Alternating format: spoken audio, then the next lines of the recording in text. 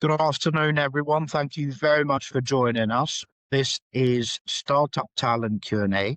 I believe it's our 178th session. We've been doing these now for, almost 5 years, since the 29th of March, 2021.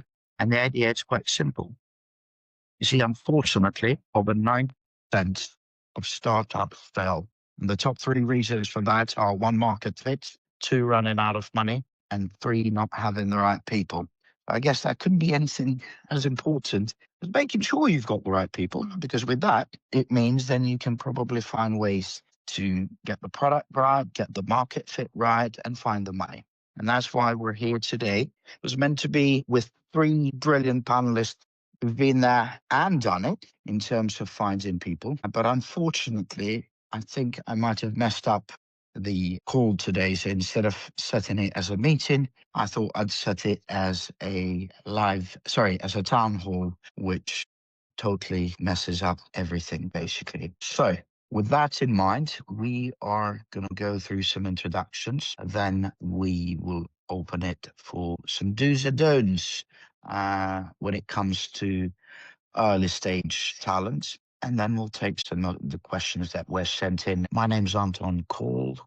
I'm an Albanian in London, working with startups normally right after they get investment, and I embed within their teams, helping them normally right after they get investment. I embed within their teams and help them hire and keep the right people. I also do some growth advisory work with a few other startups and accelerators, and help some angels and family offices with their due diligence and their assessment. We've had about 290,000 people join us in these 4.5, almost 5 years. And none of that would have happened without people like Louise and her fellow panelists. So Louise, take it away, please.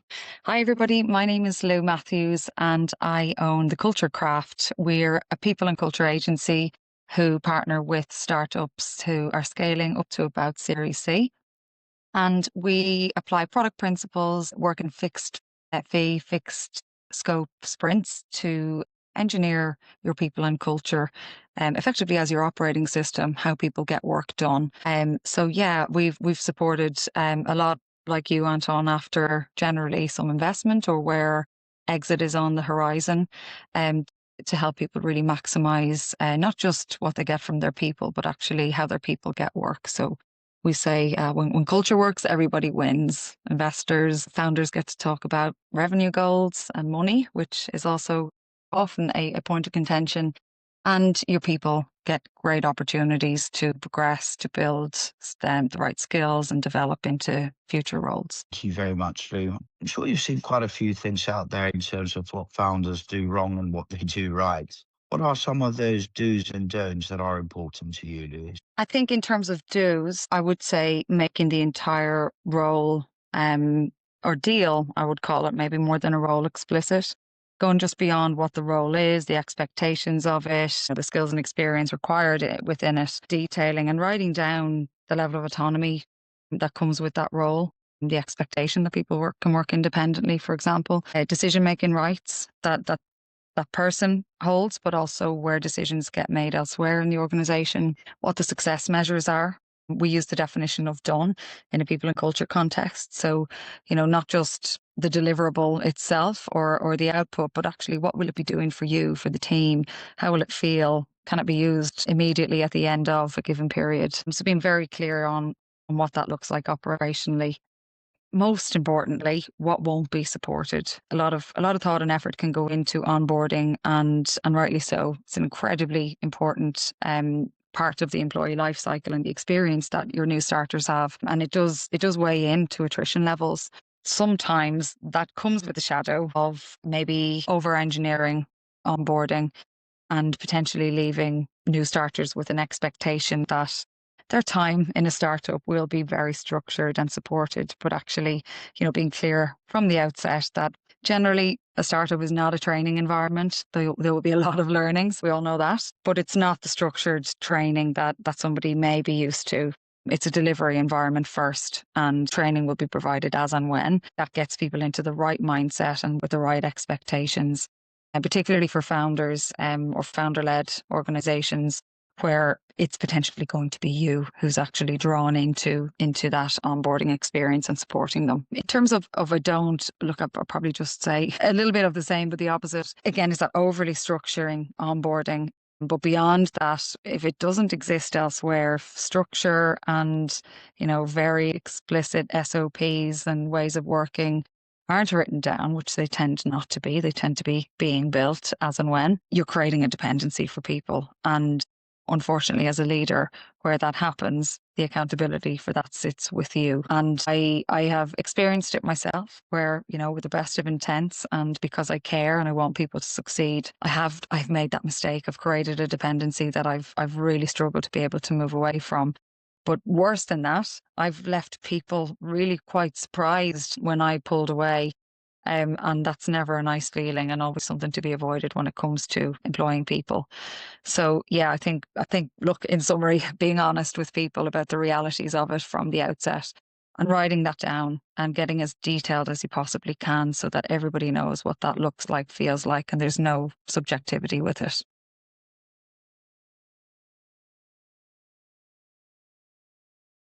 That is pure gold. Thank you very much for that, Louise. Right, I guess a quick reset of the conversation for those of you that have just tuned in. For those of you that are on the live streams, whether you're on LinkedIn, YouTube, Facebook, or Instagram, please bear in mind that unfortunately we are unable to monitor your questions there live.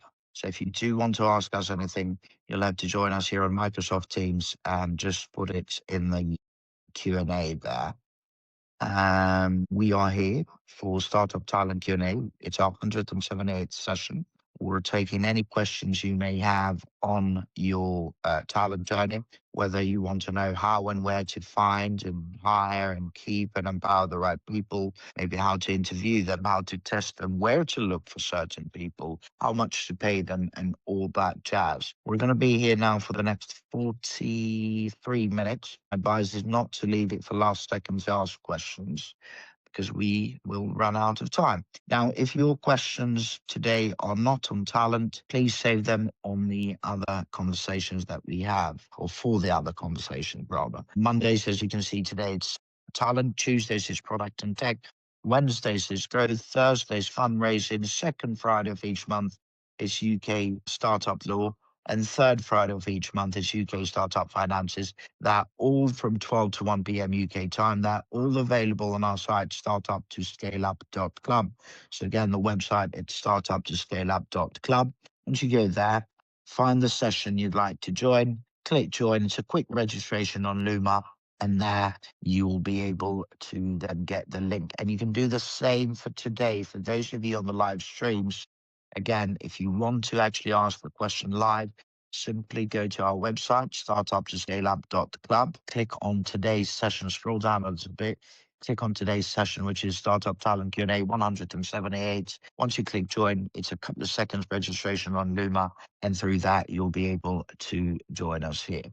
We'll now go on to some questions that some of you, quite a few of you actually, and we are thankful, although it makes for much better conversation if you are here live, but quite a few of you sent questions during the break, especially Christmas, basically. So I'm just going to post the question in the chat, Louise, for you to refer to, but I'm also going to read it out loud for the live stream. So this is, okay, so they're bootstrapped, based in Leeds. It's a B2B marketplace for sustainable building materials. And he says he's got a construction background. Okay, so the issue is building a tech team from scratch. And the question is quite a common one that we get. How do I go about hiring a tech team from scratch when I have zero tech background? This is quite an interesting one. It would be nice to have him here so we could ask some back and forths. But on such situations, on such occasions, what would you do, Liz? I would recommend going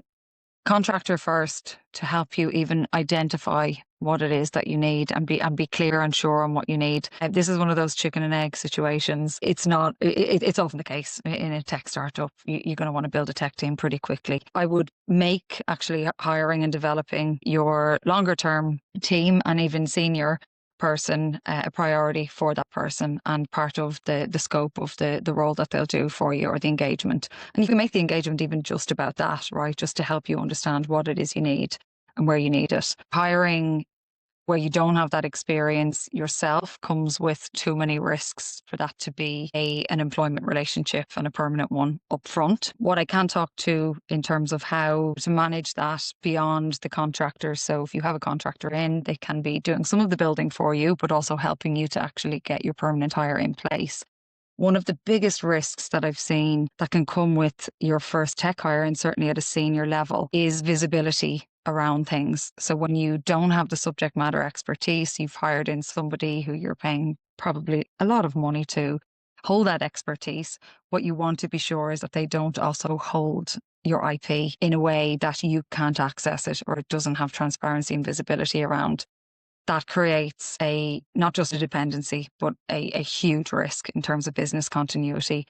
And I have seen the very unfortunate end of that we managed to sort out in the end, but an incredibly risky, sensitive people problem where a CTO did exactly just that, held everything in their head or in systems certainly that nobody else could access. And we reached a problem point with that person. And what happened was that we couldn't do anything initially. We were stuck because without them, there was no business. So actually having somebody as a contractor, beyond just building your team and making the right hire with the right technical background, coding skills, languages, they can give you that.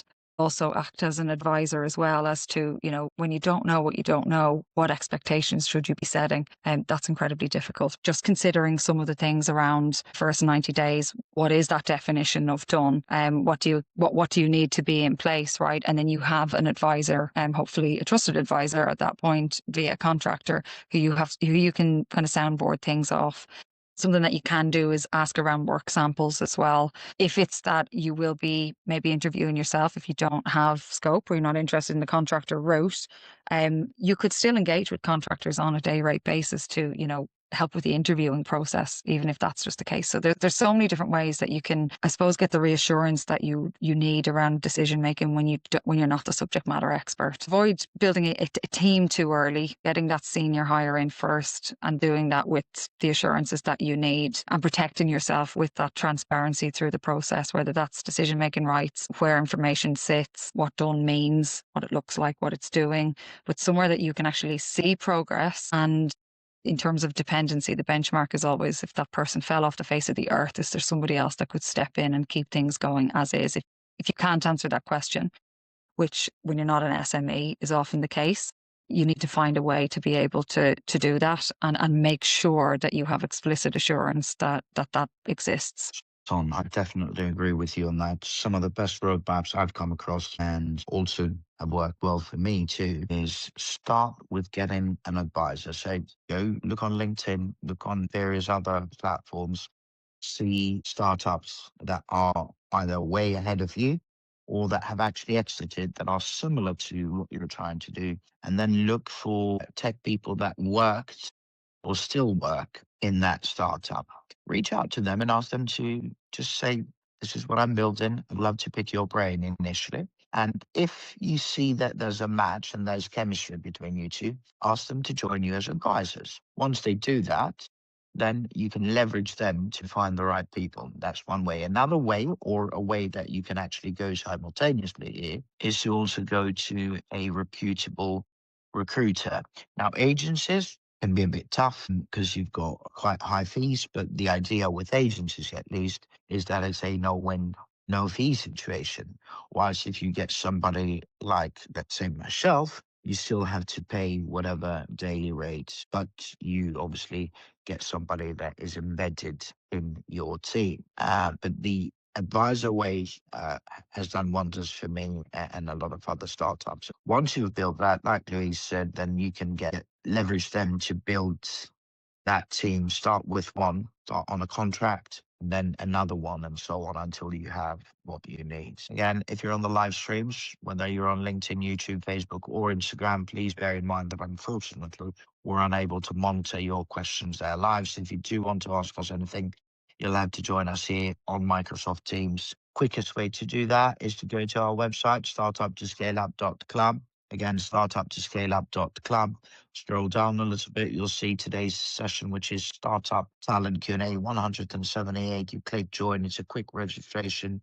That gets you a link. Well, it's on Luma. You'll find there the link for today's call. It's audio only. And the reason why we do this audio only is because we want people to be able to join from any platform via any device and wherever they are in the UK. And you could be working from a shared office in Shoreditch, or perhaps walking your dog in Surrey, or cooking lunch in Liverpool, or having lunch in Glasgow, or perhaps changing baby nappers in Bristol. It can be anywhere, and that's the beauty of this call. Now, we can go on to another question that was sent in to us. I'll post it in the chat here, Lou, so that you can see it and refer to it, because this one is quite a long one. And then I read it out loud for the live streams. Okay, so I'm a seed stage founder in Edinburgh building a travel tech platform for remote workers. Coming from a traditional travel agency background. To keep costs down in a cash constrained industry, I currently rely heavily on freelancers for areas like product engineering support, marketing, and customer operations. This gives me flexibility. But I'm starting to worry about lack of continuity, ownership, and long-term accountability as the business grows. So my question is, what practical signals should I be looking for to decide when is the right time to move from freelancers to full-time hires? In particular, how should I think about cash runway, revenue predictability, workload stability, and role criticality when making this decision? And which functions typically make sense to bring in-house first in a seed stage travel tech business? Whilst Louis going through that question, another thing that is important is that we have an amazing community on WhatsApp where you can tune in to speak to other or connect with other founders, fellow founders, rather, shall I say, with investors, operators, and of course, our amazing second to none panelists. I am going to post that link in the chat right now. But you can also join various groups that we have via our site, startuptoscaleup.club. Again, it's startuptoscaleup.club. But what I'm going to do is in the chat, I'm going to post a link to a WhatsApp group that we have specifically for startup talent. And this is simply focusing on startup talent, basically. But you can send questions ahead here. You can discuss topics that we touched on, post Q&A. And of course, you can get help during the times that we've been doing this. So between, let's say, Tuesday to next Sunday, when there isn't a talent Q&A, you can go into this and speak to other people. Lou, are you ready? Yes. Okay, so there's a few things here, isn't there? And actually, some of it I think is maybe are good ones to attend some of the other Q&As during the week for, around the finance side of things to get more detail. For me, immediately what came to mind was client facing, customer facing, anything delivery dependent, is something that I would consider keeping in house. Those are roles that require not just the relationships with clients, but actually deep business context to understand the ecosystem that they're actually delivering within. Not ideal to just be picking up relationships, putting them down. Where I work with clients actually now, and models that work very well, are things operationally that you can outsource. So depending on, it's hard without understanding business strategy, but marketing is one that probably sits on the line of in-house or outsourced. It can be an incredibly strategic role. So, for you to determine that, but roles that sit in finance, in HR, those type of operational support roles, I would be saying are ones that could be outsourced. On I suppose the line of like, what is the work that people are actually doing? I would do a bit of an assessment before you get to the decision making around this on capacity. So, what are people actually doing? Startups naturally bring incredibly creative, innovative, ambitious people.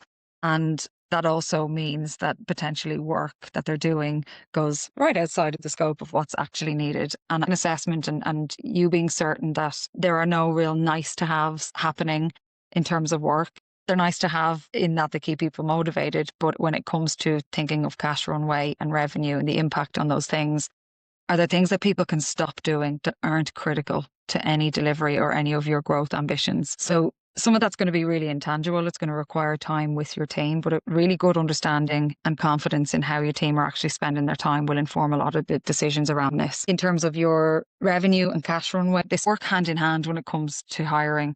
So when it comes to your cash runway, again, not fully knowing your model, your revenue model, or whether you are revenue generating, but if you have 9 to 12 months cash runway in, then you've got scope to consider full-time hiring. If your revenue is coming in quite steadily, that could maybe be 6 to 9 months cash runway. Also, just considering that revenue predictability piece, right? So do you have a model that actually allows for recurring revenue? If not, what could you offer that allows for that financial stability for you to be able to more easily make these decisions? In terms of signs then, looking at your current freelancers, what is the type of work that they're doing? So is it project-based? Is it spiky? Are there those ups and downs? Or are they picking up the same work? Are they doing the same work every week? For over maybe if you can review the last 2 to 3 months, and is the backlog refilling every time they complete that work? That's a good indicator that actually that's more of an FTE, full-time employee problem. That's one I would be considering bringing in-house, because you get the benefit then of probably less cost, but equally that continuity that you're after as well. But if it is spiky, if it's project-based, I would keep it freelance. You can tighten up on any sort of outcomes, handoffs, and you can make part of the engagement ownership. There are boundaries around that contractor-freelancer relationship, but you can still say that they have to own, a relationship, own a piece of work, and just maybe look at the scope of the engagement that you have with them as well, and how you might be able to broaden that without crossing a line into an employer type relationship. I think if you're going to bring any in-house, I would prioritize any sort of delivery, product, client facing type of roles first, then moving on to probably to tech, any engineers that you might have. If there's customer services, customer operations, any sort of quality roles where it's sort of business operations, marketing, HR, finance, I would be considering those as sort of lower on the list of priority to bring in. Thank you very much for that, Lou. A few things perhaps from me, which in a way I'll probably be repeating some of the stuff you brought in. And you definitely want to start with the business book in terms of the people that you want in-house, because that's where the relationships are. Also, at some point you may want to go for investment. If you go for what I would call institutional, so VC and anything around that, they definitely want to have domain ownership in-house. So then eventually you also need to start thinking about having the IT people and the tech team in-house as well. But initially, I totally agree with you. Start with the customer-facing people and then take it from there. But it may be a good idea to have at least one tech person in-house who will be managing and taking ownership and accountability of whatever domain and IP you're building. I'll put another question here in the chat, Lou, so that you can refer to it, but I'll read it out loud for people at the live stream. So, as the co-founder of a pre-seed legal tech startup in Bristol, where we provide contract management software for small businesses, we're expanding our team to include both full-time developers and outsourced contractors. How can we create an effective talent management framework that balances the needs of both employee groups and ensures consistency in performance expectations and development? What's your take on this, Liz? I'm a little bit conflicted with this question actually, and how it's written, because I think it's clearly understood that there's a difference between your, I'm assuming, full-time developers are employees and your outsourced contractors, and then there's a priority around ensuring consistency in performance expectations and development. And I guess the difference being with employers and contractors, performance expectations and development, those conversations tend to happen hand in hand, and one tends to inform the other. When it comes to contractors, your role is not to inform what you expect in terms of how they develop themselves, but what you can determine is what skills you need, what you require them to do and be able to bring in terms of talent and their skills and experience. Now, where this distinction matters is generally when it comes to communication internally, and having some degree of consistency when it comes to information flow. And so there is always a challenge with how much you bring contractors into the fold, into internal operations. This speaks to whether it's communication or performance or development conversations. Creating the distinction isn't just a legal obligation, because it is, but actually thinking from an employee's perspective, if there is no difference in terms of how contractors engage with the team, in terms of how involved, how much access they get, how much development opportunity they're provided, it's worth just considering what that might mean for your employees or how that might be perceived, right? A perception does not mean it is the reality, but you have to remember that that is your employees' potential reality and what they're living and how they're experiencing something. So I would just consider maybe what the differences need to be, obviously from a legal perspective, but actually from a cultural perspective. It doesn't mean you have to treat people differently, but it's more just considering what those boundaries are, why they're needed, and how you're going to manage them. It's really important that people, regardless of worker type or contract type, can communicate, can get work done together, can deliver and work really effectively together. When it comes to talent management framework, employees, very different and probably the one we're all most familiar with. When it comes to your contractors, in terms of performance expectations, that's generally written down in your engagement letter or your scope of work. If it's not, that's probably where it should be captured in terms of those outcomes, measures, how you will know work is done. And actually, the other thing I would just add that popped into my head on that one is if you don't have those things written down when it comes to contractors in terms of performance expectations, consider making those part of your contract with them. So you can start to base payments less on daily rates and more on milestones. And then when it comes to development as well, for me, creating opportunity as an incentive is probably quite different. Communicating development expectations or how people develop themselves, that potentially crosses a line when it comes to contractors into more of an employment relationship. So you've got to be just very careful with that. There is no world that you can just combine employee and contractors and treat them the same when it comes to performance expectations and development. Employees, your contract with them is a mutually beneficial relationship. And so you can hold them to account for keeping themselves, there can be a clause in your contract around training, and there's more of these coming to light, especially with the likes of AI, that it's expected that engineers, developers, tech teams keep themselves up to date with tech trends. With contractors, you don't have the same level of input or expectation that you can set there. So maybe not directly answering how you can do that, but actually it's worth considering legally why you shouldn't do that, and culturally as well, how it could be perceived if everybody was treated the same. Totally makes sense. And it's easier said than done at the beginning when you haven't got funds in and you haven't got connections to get the right people. But it's always worth finding a way. And I think is it Simply Docs or Simply Business? There's a few websites out there that you can actually get quite a few templates for various contracts.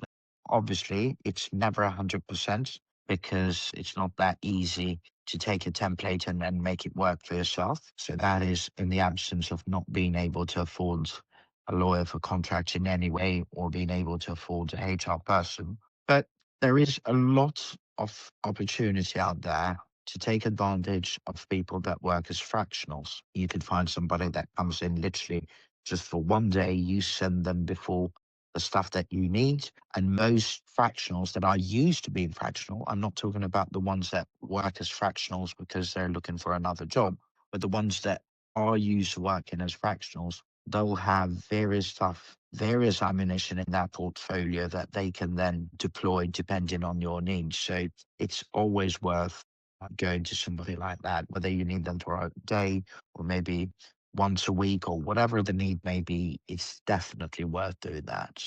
And you can also do some of these other companies that I'm talking about that you can, I think it's Simply Docs, I'm not 100% sure, but there's some others similar to that you can go into.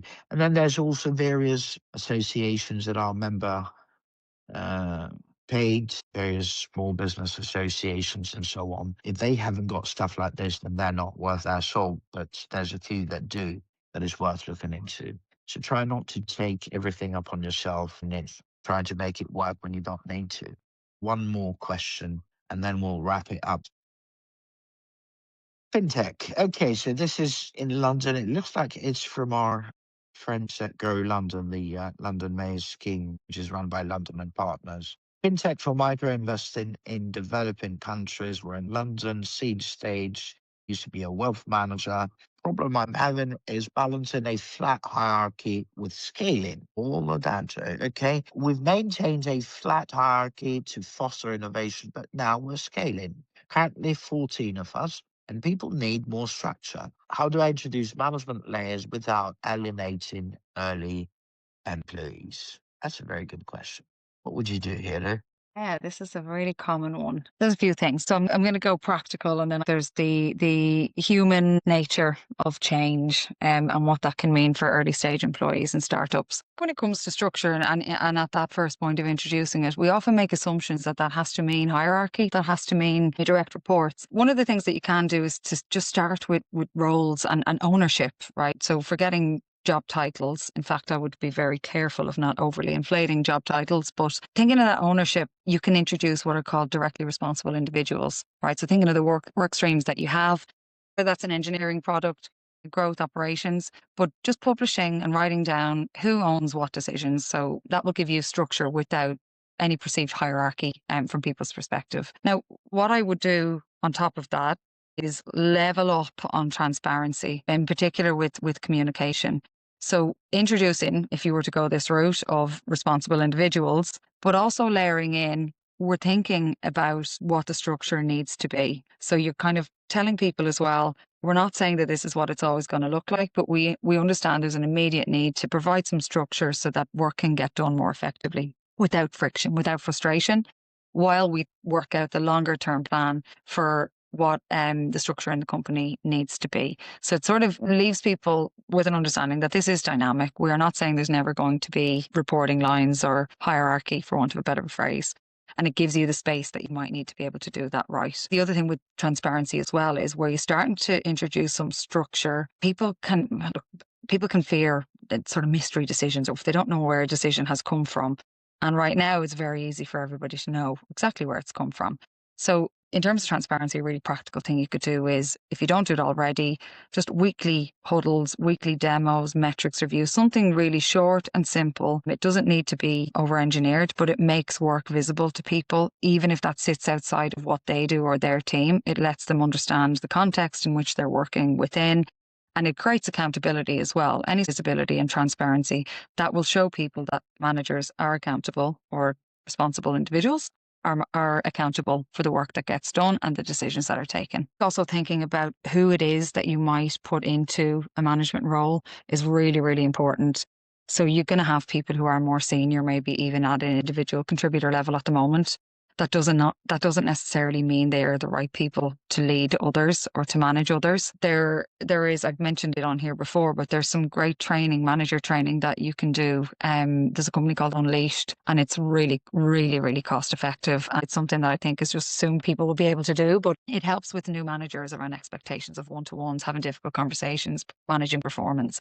So I would consider, before you put anybody into those roles, of getting them onto something like that. It's like £250 or something small for about a 6 or 7 week cohort course. I think on the psychological side of things, when it comes to those early stage employees, there is almost always going to become a point of scale where they feel alienated. So as a founder, I would probably just reflect on how much control do you really have over that, because it is human nature that when things change, we feel a sense of loss. And so I have, in most startups I've worked with, I tend to come in because there's growth and they're looking for some structure. And there is generally the early stage employees who will audibly say something like, I'm so glad you're here because, this is wrong and that's wrong. And they have this view that I'm going to make everything right.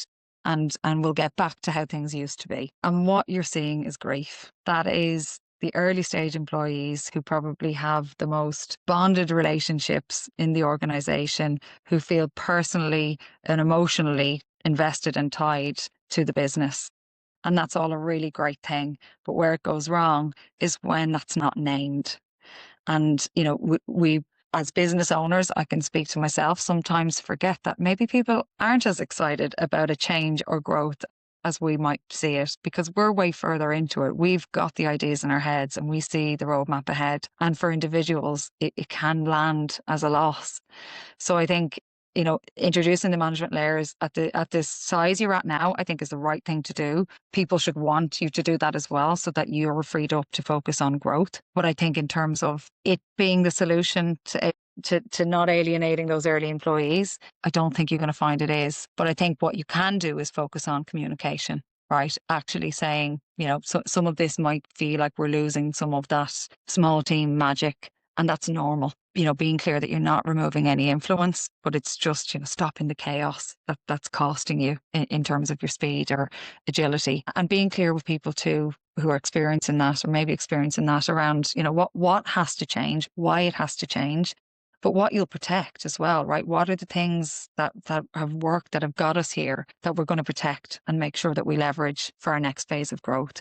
That gives people a sense of recognition for the part that they've played, and really helps them get on board as well. So I think there's probably two things. There's the structure. There's also, how do you bring those early stage employees on the next path with you? But that's really a communication thing and a trust thing as well. So yeah, my view on that question would be to consider those things as two separate problems. You absolutely have got to consider those early employees when you implement structure, but actually it's not just about structure, it's about change.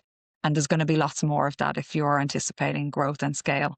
So the entry point here is more to do with communication and naming out loud how people might be feeling. It's brilliant. Here's a few things that I've seen work well and that have worked for me as well. Number one, in terms of setting up a structure, there comes the time that you need to do that, and there's nothing wrong. What I've seen work well is leave lines of communication open so that people then don't only have to go through that hierarchy to get things done. And what has worked well for me, for example, in startup, is to say to people, look, you can still reach out to the founder or the CEO instead of having to go through the entire hierarchy. But what you have to do is before you send me an email is write up to 100 words to explain why to yourself, why you can't go to somebody else, i.e. your line management, but you have to come to me for this. And often that exercise, when people start doing it, we'll see that that is not the right thing to do. And actually, often you don't even need to go through the 100 words, but you'll realize that no, there's no need to do that. That's one. Whilst it can seem to be wasting time, it actually helps because it also helps people formulate their thoughts in terms of whether this is the right thing that we want to do anyway, let alone who to contact. That's one. And two, in terms of how you go about this structure, it's about responsibility and accountability. So it's not a matter, Lou rightly mentioned, to be careful on titles, not a matter of titles. It's a matter of who's responsible for what. Simple as that. And there's nothing wrong with that. 12:57, Lou, have you got time for some quick parting words for us? Or shall I let Yeah. you go? I know. I actually, I just thought of something in terms of this question that's probably relevant to just startup life for founders anyway. But, you know, consulting with your team, giving them context, making sure that there's a shared understanding of decisions that you make, of path that you're going down is really, really important in terms of employee engagement, of getting people really excited and wanting to be a part of it. What founders have to remember as well is that does not mean you need agreement, and getting that right, I suppose, habit and respect and boundary in place early will help people be able to move past disagreement, which is going to be lots of, right, a lot quicker. Give them understanding, give context, but know that that doesn't stretch to requiring agreement before you can make the decisions you need to make. Oh, you've been amazing, Lou. Thank you very much. And thank you for rising to the occasion because today I It's all definitely right. Don't messed worry, up I was on my toes. I messed up the technical part of it and oh my lord, I can't believe I've done that. But it is what it is. We're good. We'll We're all have to human. fix we'll have to fix all the other stuff that I've set up But nevertheless, I'm really grateful for your time and rising to the occasion, and most importantly, the amazing advice you gave to our founders. And So thank you, Anton, thank you for for having that, me. and we'll see you next time. I'll let you go Amazing. and have a Thanks, great year Amelia. ahead, by the way. And Cheers. you, Bye-bye. Anton. Thanks, everyone. Bye. So this was Startup Talent Q&A, our 178th session. Unfortunately, I messed up the technical side of things a little bit. That won't happen again. Couple of things here, everybody. Number one, we run 6 regular sessions. Mondays, as you saw today, is talent. Tuesdays, product and tech. Wednesdays, growth. Thursdays, fundraising. Second Friday of each month, it's UK startup law. And third Friday of each month, it's UK startup finances. That all from 12 to 1 p.m. UK time. That all available on our site, startuptoscaleup.club. So again, startuptoscaleup.club. If you want to join any of them, you need to go to our website, pick your preferred session, click join. It's a quick registration on Luma, and then there you'll find the link. We also have some amazing groups on WhatsApp. It's a brilliant community of founders, investors, and operators, and of course, our panelists too. So please feel free to join that. There's a link to our Startup Talent WhatsApp group here on the chat, but you can also find those groups on our website. So at the top and bottom of the website, you'll be able to see WhatsApp icon that you can click on. Hopefully, you'll join us tomorrow for Startup Product and Tech Q&A, where a team of brilliant panelists will take questions on how you can build your early product or tech, whether that's your product roadmap or perhaps a prototype or MVP and all that jazz, really. So please feel free to join us then. Otherwise, thank you very much again, and God bless you all.